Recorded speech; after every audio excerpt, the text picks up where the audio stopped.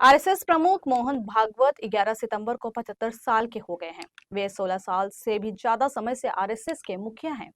वहीं आरएसएस प्रमुख मोहन भागवत ने नागपुर में आयोजित एक समारोह के दौरान लोगों को संबोधित करते हुए कहा, हम विश्व को नया रास्ता दिखाएंगे। विश्व हमको गुरु कहेगा, लेकिन हम विश्व को मित्र कहेंगे। महाशक्ति वगैरह नहीं बनेंगे जैसे आजकल महाशक्तियां हैं। हम क्या करेंगे? दुनिया को प्रामाणिकता से संपूर्ण जगत की निरपेक्ष सेवा करेंगे। आरएसएस प्रमुख ने देवभक्ति और देशभक्ति पर भी अपनी बात रखी। उन्होंने कहा, देवभक्ति और देशभक्ति थोड़ा अलग अलग दिखता है, इसलिए दो शब्द प्रयोग में लाते हैं, लेकिन वास्तविकता यह है, हमारे देश भारत में ये दो अलग नहीं है, एक ही बात है। जो वास्तविकता भक्ति करेगा वह देश की भी भक्ति करेगा। जो प्रामाणिकता से देशभक्ति करेगा उससे भगवान देवभक्ति भी करवा लेंगे। आरएसएस प्रमुख मोहन भागवत ने त्याग और कर्तव्य पर भी अपनी बात रखी। उन्होंने कहा, शिव त्याग और सेवा के आदर्श है, लेकिन त्याग का अर्थ अपने कर्तव्य को छोड़ देना नहीं है। जब कर्तव्य सामने आते हैं तो उन्हें पूरी निष्ठा और समर्पण के साथ निभाया जाता है। वहीं इस दौरान मोहन भागवत ने और क्या कुछ कहा, आइए आपको सुनाते हैं। श्रद्धेय श्री श्री रविशंकर महाराज और सभी बंधु भगिनी, गुरु जी के अमृत वचन सुनने के बाद और कुछ बोलना बाकी नहीं है। यही सार है जो ध्यान में रहना चाहिए। लेकिन उन्होंने मुझे बोलने के लिए कहा है, तो उस आज्ञा का मैं पालन कर रहा हूं। देवभक्ति और देशभक्ति थोड़ा अलग अलग दिखता है, इसलिए दो शब्द उपयोग में लाते हैं। लेकिन वास्तविकता यह है कि हमारे देश में, भारत में, ये दो अलग नहीं है।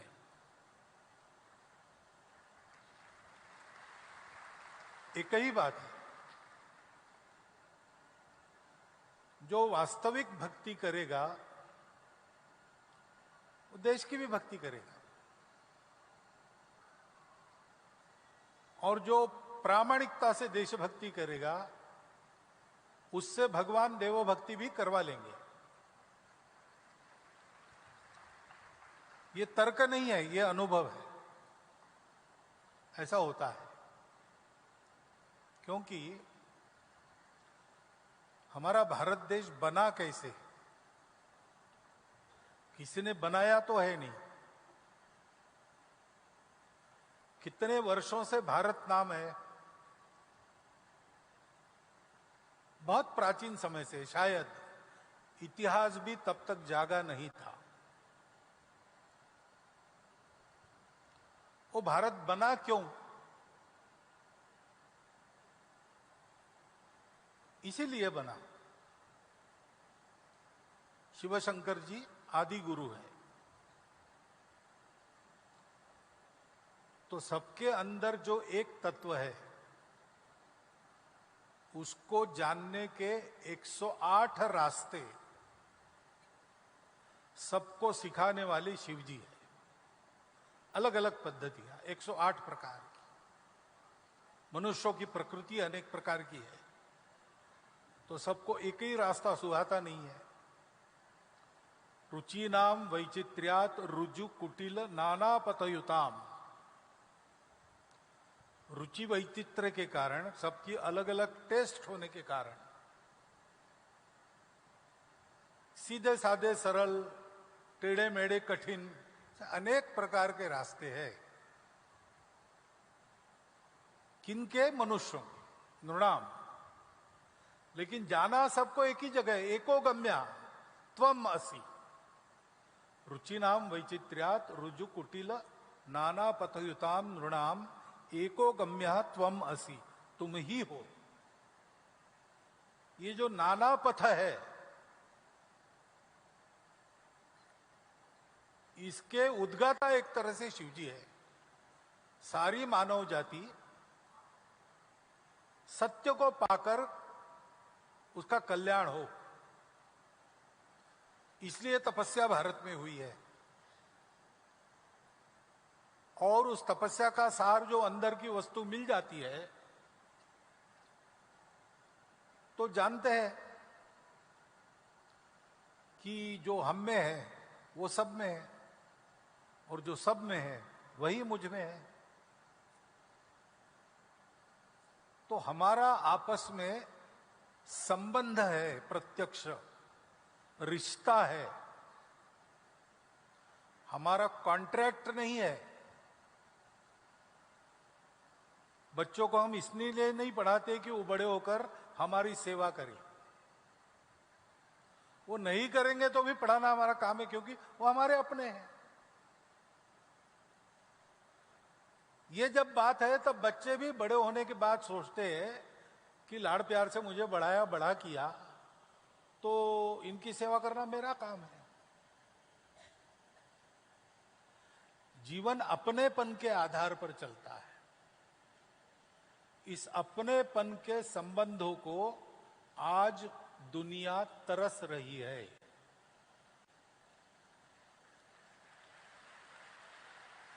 क्योंकि 2000 वर्षों से जिस प्रभाव में दुनिया चली, वो प्रभाव अधूरी बात पर आधारित है। उसको ये जोड़ने वाला मालूम नहीं जो सबके अंदर है। और इसलिए हम अलग अलग है, हमारा अलग अलग स्वार्थ है। जो बलवान होगा अपने स्वार्थों को पूरा कर लेगा, जो दुर्बल है वो मरेगा। ये दुनिया का नियम, ऐसा मानकर वो चलते हैं। और इसलिए हम देख रहे हैं कि इतना विज्ञान बढ़ा हुआ, मनुष्यों का ज्ञान बढ़ा, सब होने के बाद भी झगड़े तो आज भी चल रहे हैं। मनुष्यों में असंतोष आज भी बरकरार है। आपस में कट्टरपन बहुत बढ़ता है। सुख सुविधाएं बहुत हो गई, संतोष नहीं है।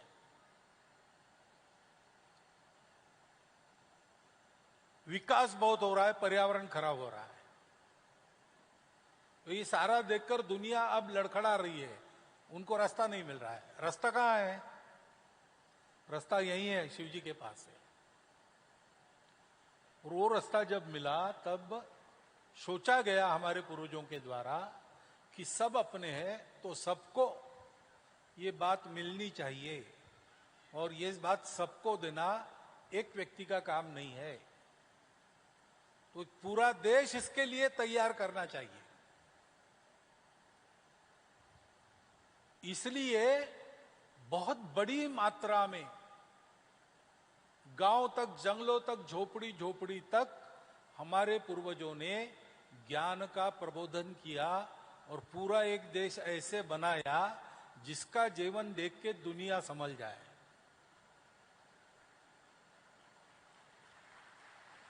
वेदों में इसका वर्णन है, भद्रम इच्छन्त ऋषय स्वरविदा तपो दीक्षाम उपसे दुरग्रे ततो राष्ट्रम बलम ओजश्च जातम।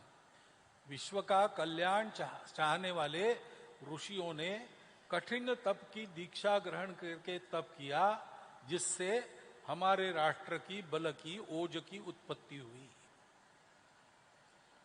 तो हम बने ही इसलिए हैं। और इसलिए शिवजी तो सर्वत्र ओतप्रोत है, लेकिन हमारे यहां ऐसा कहते, डॉक्टर राम मनोहर लोहिया ने कहा कि भगवान राम उत्तर से दक्षिण को जोड़ने वाले हैं। अयोध्या से श्रीलंका गए और वापस आए। भगवान कृष्ण पूरब से पश्चिम को जोड़ने वाले हैं। द्वारका से अरुणाचल तक उनका संचार था। अपने यहां विदर्भ में रुक्मिणी का स्थान बताते हैं, लेकिन अरुणाचल में भी रुक्मिणी का स्थान है। वहां के लोग मानते वो यहां की थी।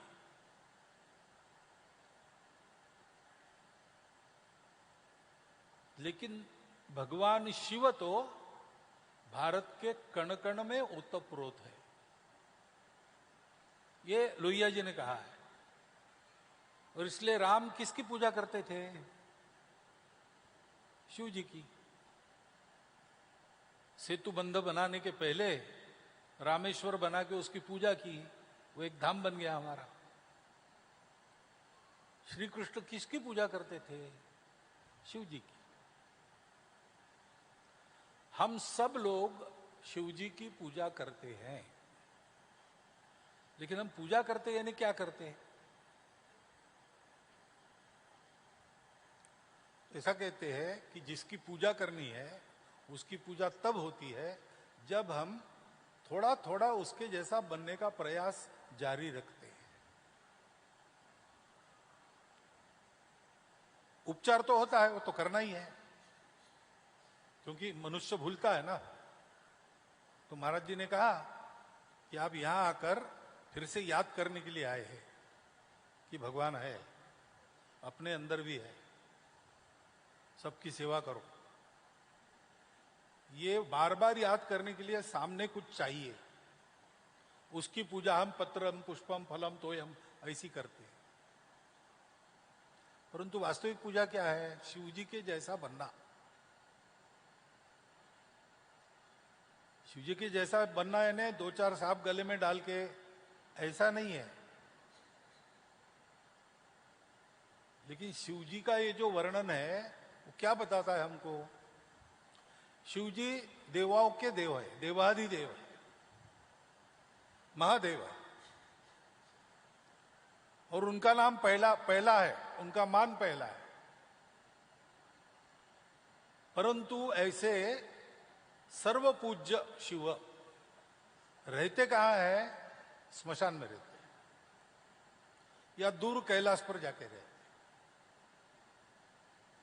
महलों में नहीं रहते, खुले में रहते। उनको अपने लिए कुछ नहीं चाहिए, अपनी सारी शक्तियों का उपयोग वो सर्व कल्याणार्थ करते हैं और सबको अपना मानते हैं। उनके भक्तों में भूत, देव, राक्षस, गंधर्व, किन्नर, भूतों से लेकर देवों तक सब प्रकार के लोग हैं। आपस में शत्रुता करते हैं, लेकिन सब शिव जी को अपना मानते हैं। जब आवश्यकता पड़ती है तब शिव जी सजा भी देते हैं, राक्षसों का संहार भी करते हैं, कभी कभी दक्ष का यज्ञ भी उद्ध्वस्त करते हैं। लेकिन सब करने के बाद भी उनको कोई पराया नहीं मानता, सब अपना मानते हो। ऐसा अपनापन लेके शिव जी जो अपने पास है वो सबके लिए देते रहते हैं, अपने लिए कुछ नहीं रखते। जितना न्यूनतम आवश्यक है उतना उनके पास है। कुछ मांगते नहीं, उनको कुछ नहीं चाहिए दुनिया से, बस एक चीज चाहिए। अगर आपको जलाने वाला, नष्ट करने वाला हलाहल है तो वो शिव जी पिएंगे।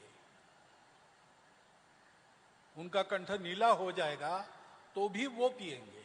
अमृत आपके लिए छोड़ देंगे, अमृत शिव जी ने नहीं लिया, उनको जरूर भी नहीं थी,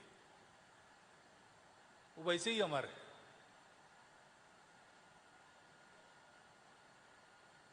त्याग और सेवा के आदर्श शिव जी है। लेकिन त्याग यानी कर्तव्यों का त्याग नहीं करते। जब कर्तव्य उपस्थित हो जाता है तो तत्परता से उसको पूर्ण करते हैं। दुनिया में इतनी सारी बातें चलती रहती है, उसको देखते रहते हैं, दुनिया में है, लेकिन दुनिया उनको चिपकती नहीं।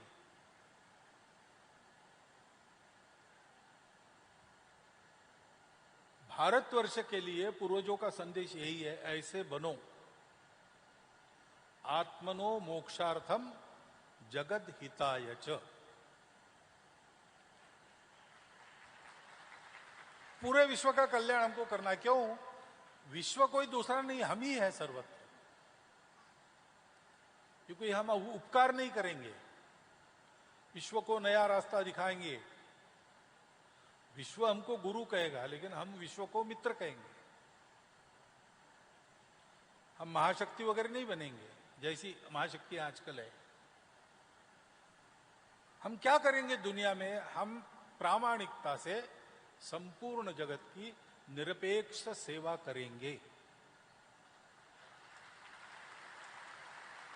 पूर्वजों का आदेश है भाई, ऐसे रहो आप लोग कि सारी दुनिया से एक एक व्यक्ति आपका एक एक का जीवन देख के जीवन की विद्या सीख के जाए।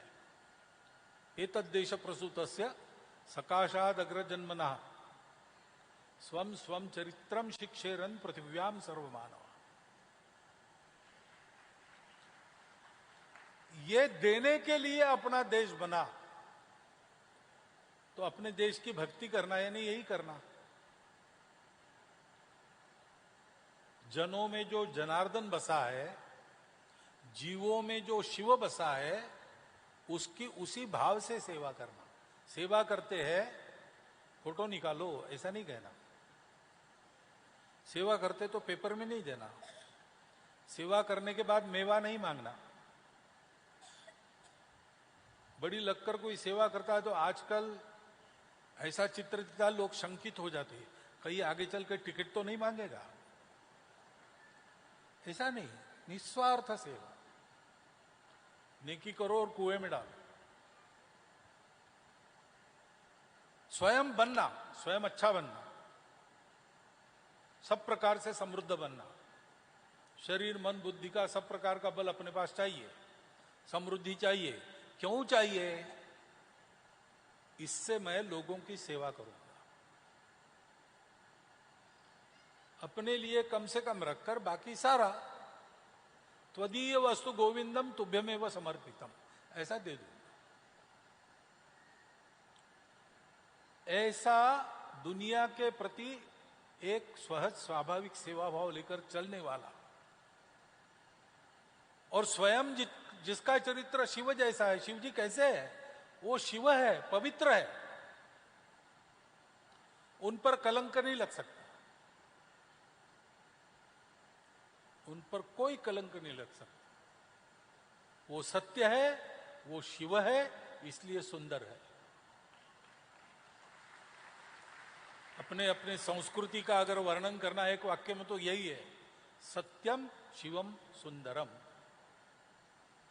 हमारा अपना जीवन भी ऐसा होना चाहिए, सत्यम, सत्य पर चलेंगे और पवित्रता से चलेंगे, अहंकार से नहीं चलेंगे। सत्य होने का अहंकार नहीं होगा, एक सहज स्वाभाविक बात है, सत्य पर चलना चाहिए। मनुष्य को ऐसे ही होना चाहिए, इसलिए चल रहे हैं।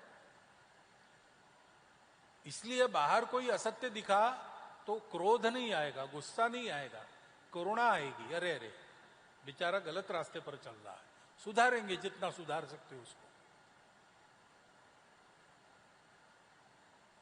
ऐसे शिवत्व की साधना करके चलना तो अपना जीवन तो सुंदर होगा ही होगा, लेकिन हमारे देश को देख के सारी दुनिया का जीवन सुंदर होगा। ऐसी सुखी सुंदर दुनिया बने, इसके लिए भारत पहल करे, ऐसे विश्व के चिंतकों की आजकल इच्छा है, वो प्रदर्शित होनी चाहिए। आज ही एक वीडियो मैंने देखा, कौन बात कर रहे हैं? मिस्टर ओबामा बात कर रहे हैं और ओबामा बोल रहे हैं। अब वो वीडियो सही है कि गलत है मुझे मालूम नहीं, आजकल एआई वगैरह होने के कारण क्या क्या आता है, वो क्या होता है पता नहीं। लेकिन जिस किसी ने किया होगा, ओबामा स्वयं बोले होंगे अथवा किसी ने किया होगा, तो विचार तो है। विचार क्या कहता है कि भारत बढ़ रहा है, भारत नंबर 1 का देश बनने जा रहा है,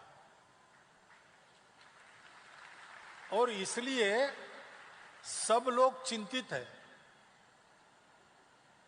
अमेरिका चिंतित है, रसिया चिंतित है, चाइना चिंतित है, लेकिन वो चिंता भय के कारण नहीं है। वो चिंता इसलिए है कि उनको लगता है कि भारत तो सिरमौर होगा, उसके साथ हमने पटरी कैसी बिठानी है ये हमको सीखना है, इसकी चिंता उसमें। और आगे कहता है कि ऐसा क्यों हुआ, तो भारत का बाकी भौतिक सामर्थ्य वगैरह तो है ही, लेकिन भारत की जो जनता है उसकी अपनी एक ताकत है। लंबा कहा है, मैं थोड़े में बता दूं। वो कहते हैं भारत की जनता गुणवान है, कर्तृत्ववान है, और वो अपने देश को बड़ा बनाने पर तुल रही है, परंतु इससे भी ज्यादा वो सबके प्रति अपनत्व का भाव रखते हैं।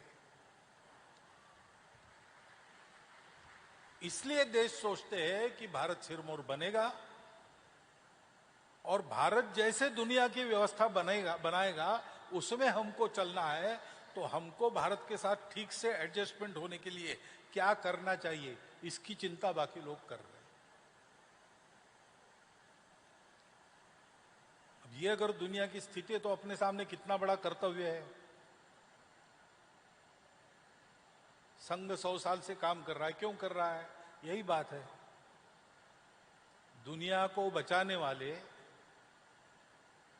स्वयं शिवचरित्र होकर शिवत्व की साधना में रत रहने वाले ऐसे शिवजी फिर से भारतवर्ष के रूप में पूर्णावतार होकर यहां अवतरित होने चाहिए। आज अंश रूप में उन्होंने हम सबको दर्शन दिया, हमारा सौभाग्य है। शायद पूर्ण रूप में आ जाते तो देखना हमारे लिए मुश्किल हो जाता, इसलिए हम देख सके उतना दर्शन उन्होंने दिया है। भगवान ने विश्वरूप दिखाया तो अर्जुन ने हाथ जोड़कर कहा कि ये विश्व तो आपका रूप बड़ा चमत्कारिक है, लेकिन मुझे आपका वही चतुर्भुज रूप दिखाइए, ये देख के तो मैं डर गया हूं। ऐसा न हो इसलिए आज 11वां अंश हमारे सामने है। लेकिन क्यों तो हम डरे नहीं, 11वें अंश को देखकर अंश रूप में शिवत्व हमें भी आए, इसकी साधना करें, आराधना करें। ये बात है, इसको समझना और यहां के औपचारिक पूजा के साथ साथ वास्तविक पूजा भी करने में शुरू हो जाना। शुरू करेंगे तो यश निश्चित है। आप ये मत सोचिए कि ये अध्यात्म साधना वगैरह करना हमारे बस का, अपने बस की बात है। 2 बातें चाहिए जो महाराज जी ने बताई है।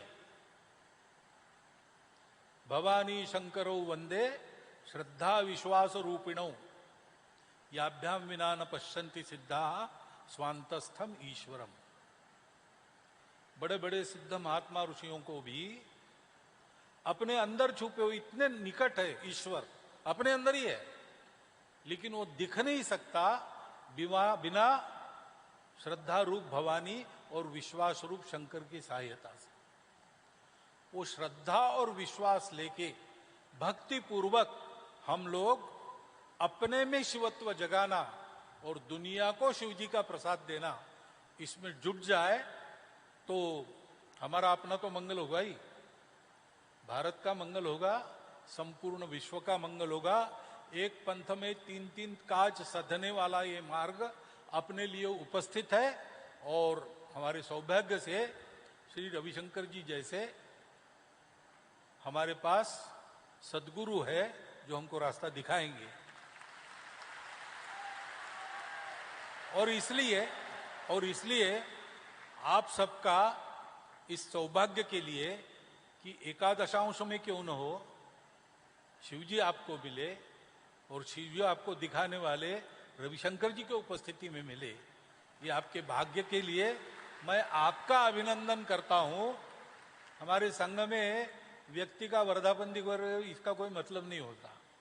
वो तो मैं कुछ नहीं करता तो भी कल मेरे 75 पूरे होते, बीच में नहीं मरता तो उसके लिए कुछ करना नहीं पड़ता। ये बड़ी बात नहीं है, कितने साल जिए उससे ज्यादा महत्वपूर्ण है कैसा जिए।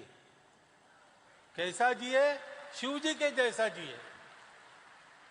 ये कैसा जिए रविशंकर जी बताएंगे, वैसा जिए।